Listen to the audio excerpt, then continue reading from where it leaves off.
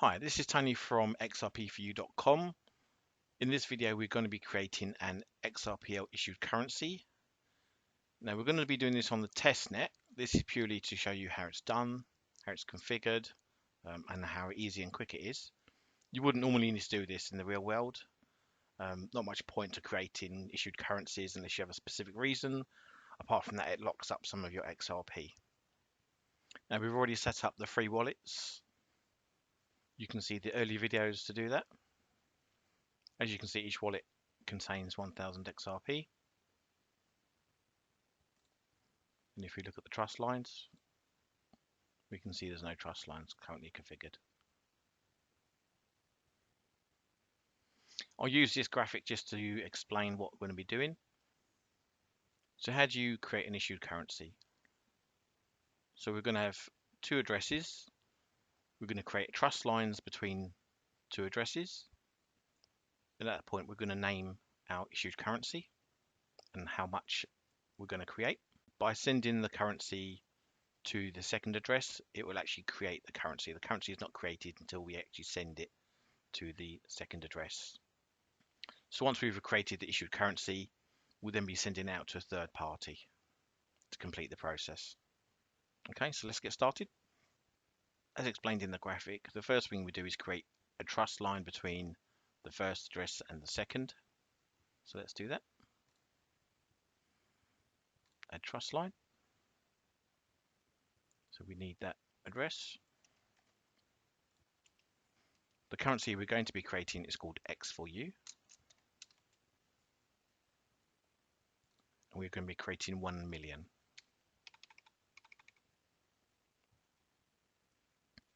And select submit. Just wait for that to succeed. Done. And again, in reverse. So we take that address, trust line, create trust line. You need to make sure you keep the same name, X4U for the currency, and again 1 million. So what the limit is basically saying that distribution address will never hold more than 1 million X4U. Much the same way when the XRP ledger was created, the limit was set to 100 billion and they cannot create any more because they destroyed the creation address. So let's submit that. Wait for that to succeed. It's done. So now we can see we have two trust lines between the addresses, but the issued currency does not actually exist yet. It won't exist until we send it from the issue address to the distribution address. So let's do that. Let's go to payment. We want to send the issued currency that doesn't exist yet to the distribution address.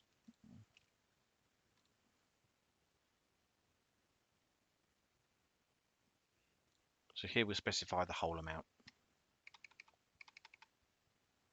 And we select the issued currency we're going to create. We select submit. So wait for that to succeed. Watch the balance here. There we go. So now that's actually created the issued currency. It didn't exist until we sent it from the issue address to the distribution address. If you was creating an issued currency on the XRP ledger for a particular reason, and you wanted to not be able to create any more of the currency, what you would do is then lock the master key on this address and destroy the key. So much like XRP, no more can ever be created. Going back to the graphic, we've completed the first 3 steps. Created a trust line from the issuer to the distribution address and created a trust line from the distribution back to the issuer. And then we actually sent the currency, which actually created the currency, to the distribution address. We will now send the issued currency, X4U, to a third party, pretty much like the same I would send it to somebody who was interested in receiving X4U. So we're back at the wallets, and this time we'll create trust lines from the distribution address to the third party, and again the third party back to the distribution, and then we'll send the issued currency X4U to the third party. So let's create a new trust line.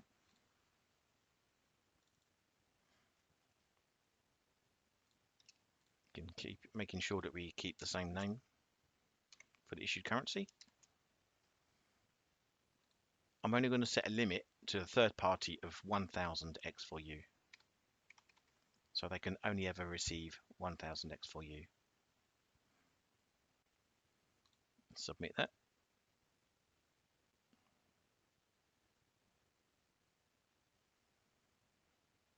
Succeeded. We'll set the trust from the third party to the distribution address.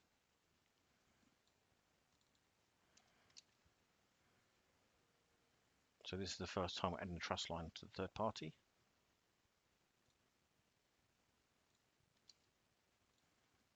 Okay, keeping the same name for the issued currency. And again, we're going to set limit of 1000.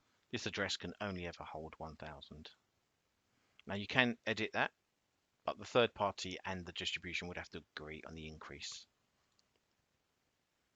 Submit.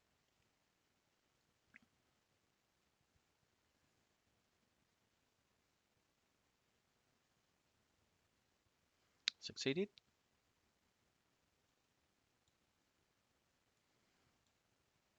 So now we're actually going to send the issued currency to the third party.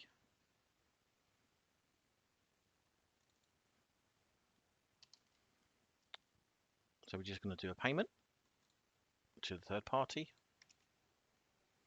We're going to send the maximum they can hold, which is 1000. We're sending X4U. Click submit. And again, watch the balance on this side.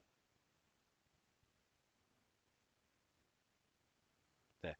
So the third party has now received that issued currency. So you see how quickly it was to set up the issued currency and then forward it onto a third party. Again, just going back to the info for the wallets.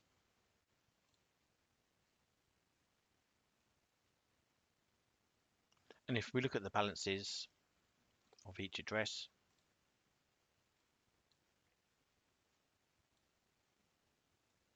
you can see we have 1 million on this trust line, and we have 1000 that's been allocated from the distribution address to the third party. The final point to cover in configuring these issued currencies, and is an important point, is the fees and the address reservations. In the same way that transactions using XRP have a fee of 12 drops per transaction, and this is to limit attacks on the network, so it would be too costly to do big attacks. Issued currencies also have a fee doing transactions. Now, although you'll be, in this case, transacting X4U currency, you actually still pay a fee of XRP. This is good for the burn rate of XRP, of course, because the more organizations that utilize issued currencies, although it is an issued currency, not XRP, every transaction, the fee will be burnt from an XRP that they will hold in their account. Along with the burn fee per transaction for issued currencies, there is also an increase in the address reservation. So when you first activate your address, you'll have a 20 XRP reserve. For every trust line you add, it increases the address reservation of XRP by 5. That's 5 XRP added to the address reservation. So if we look at the info of these wallets, we started with 1000 XRP in each, and we can see they're going down with the transactions we've been doing. We've been paying that 12 drop fee. And also you can see the reservation, which was 20 when we started, has increased. So as we've only got one trust line from the issuer account to the distribution account, one trust line. That's 5 XRP added to the reservation fee. With the distribution address, not only do we have a trust line back to the issuer address, but we also have a trust line to the third party address, which we can see here, 2 trust lines. Each one will add 5 XRP to the reservation. And we can see here this is increased from 20 to 30. And again, the third party, because they added a trust line back to the distribution address, a single trust line has added 5 XRP to the address reservation. And again, just to cover that the increase in reservation fee and the fact that you pay XRP fee, even though you're transacting an issued currency, is to reduce the burden on the XRP ledger and deter people from creating many issued currencies when they're not required. That concludes this video for creating an issued currency. If you found this useful, at the bottom of the page you'll find a donate button.